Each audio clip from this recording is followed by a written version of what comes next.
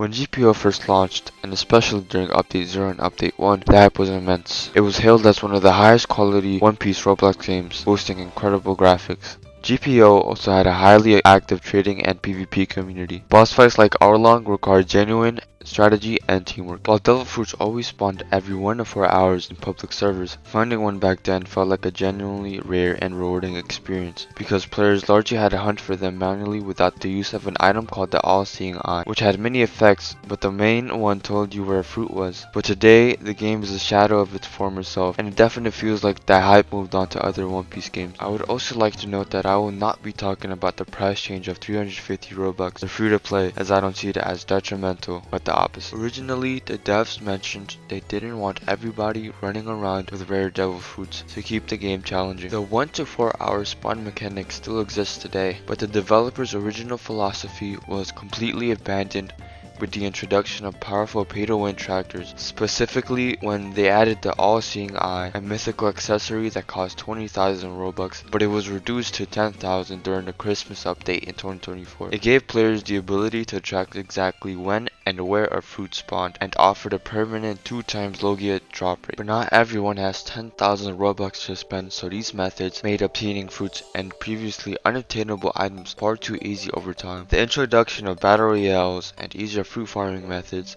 like dungeons completely saturated the market, making rare items feel absolutely worthless. This crashed the player-driven economy and took away a massive incentive for long-term players to keep playing. Beyond trading, combat and bounty hunting were a massive part of GPO's endgame, but the development team pushed updates that severely messed up the PvP system. Most notably, they ruined the perfect blocking mechanic, which heavily frustrated both veteran and beginner players. When the highly anticipated Battle Royale mode dropped in Update 6, it initially brought a massive surge of returning players. However, it quickly dissolved into a nightmare. As documented across YouTube and community forums, the mode became a playground infested with hackers, teamers, and solo queues, and players who would endlessly run away from fights. Ultimately, overpowered new fruits, infinite combos, and broken mechanics drove away the competitive PvP community. Not to mention, it brought even more rewards such as chests, which gave people access to even more fruits, which tanked the economy even further. I mean, imagine grinding fruits prior to these updates just to find out that they are now worth a fraction of what they were. As casual players left because of the broken economy and ruined mechanics, a new problem emerged. The community became incredibly toxic. The servers were taken over by sweats and tryhards. Bounty hunters made it impossible for casuals to grind in peace. If you didn't run